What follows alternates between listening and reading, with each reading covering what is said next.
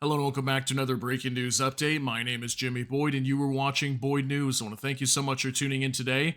I have some major breaking news coming out here for you. We have a report coming out now that another US base has come under attack in the Middle East. Okay, this is the Al-Asad Airbase now in western Iraq. Okay, so if you didn't know, I just put out a video yesterday talking about Kataib Hezbollah. This is an Iranian-backed group that operates throughout the Middle East, and they announced they were going to continue attacks on U.S. bases, while yesterday we had an attack on a U.S. base in northeastern Syria, I believe it was. So now the Al-Asad Airbase in western Iraq comes under attack. Okay, this is just hours, maybe 12 hours after Kataib Hezbollah announced they were going to continue attacks on U.S. bases, and they announced as well that this was only the beginning. Okay, that attack that we had yesterday on that other military base in northeastern Syria was only the beginning. And then not even 24 hours later, it seems like, now we've got an attack on the Al-Asad Airbase.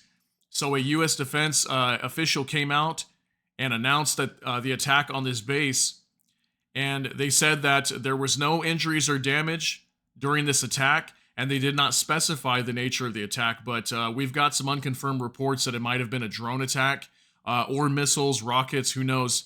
But some sort of attack took place here on the Al-Asad Airbase.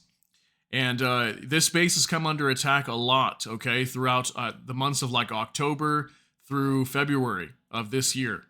Okay, well, October of last year through February of this year came under attack quite a bit.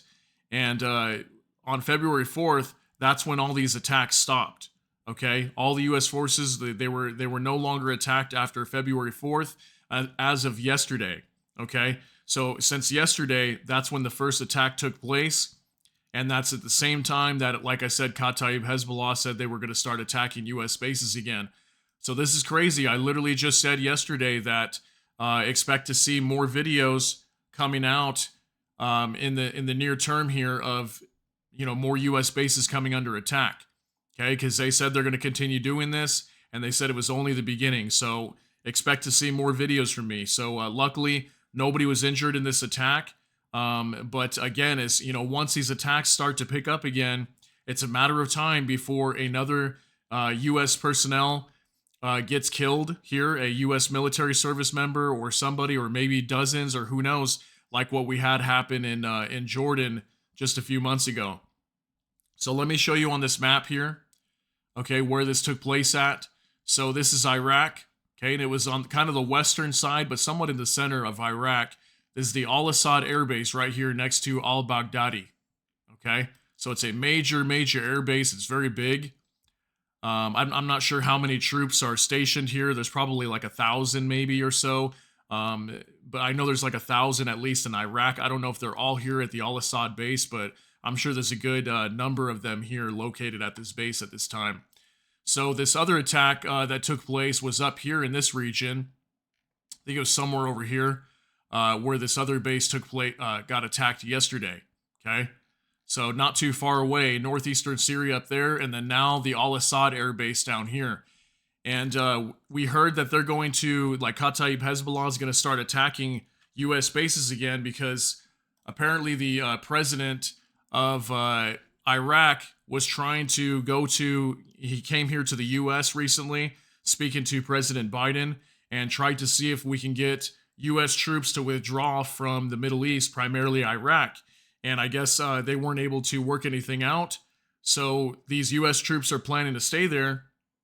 And then that's when we had Kataib Hezbollah, come out and say, you know what, we're going to start picking up our attacks on the U.S. forces at bases in the Middle East.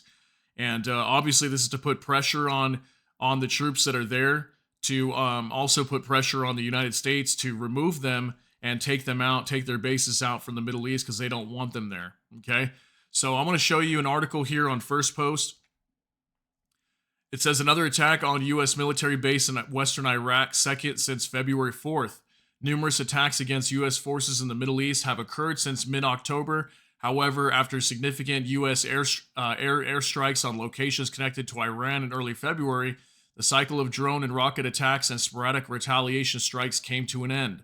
Yeah, so if you weren't aware of that, It was like I think it was late January or early February when the U.S. launched massive strikes over there. Okay, we sent like multiple long range bombers coming from the U.S. and flew all the way to Iraq and Syria and bombed multiple locations. It was a major attack. And soon after that, that's when Iran called on all their proxies and said, "Stop attacking the U.S., leave them alone." And then they discontinued their attacks on U.S. forces. But now it's picking back up again. According to a U.S. defense official, on Tuesday, U.S. personnel were attacked at a base in western Iraq. This is the second attack on U.S. troops in the nation following a break of more than 2 months. It came after another incident over the weekend in which rockets fired from northern Iraq were aimed against a Syrian base housing U.S.-led coalition forces fighting the extremist Islamic State group. Numerous attacks against U.S. forces in the Middle East have occurred since mid-October. However, after significant U.S. airstrikes on locations connected to Iran in early February, the cycle of drone and rocket attacks and sporadic retaliation strikes came to an end. Yesterday, there was an attack against Al-Asad Airbase. This did not cause injuries or damage, the defense official said on condition of anonymity, without specifying the nature of the attack. This was the second attack against U.S. forces since February 4th, the official said. Not long after the most recent round of hostilities between Israel and the Palestinian group Hamas began, a wave of more than 165 attacks on U.S. troops in Iraq and Syria began in October. The attacks resulted in injuries, but no U.S. force casualties.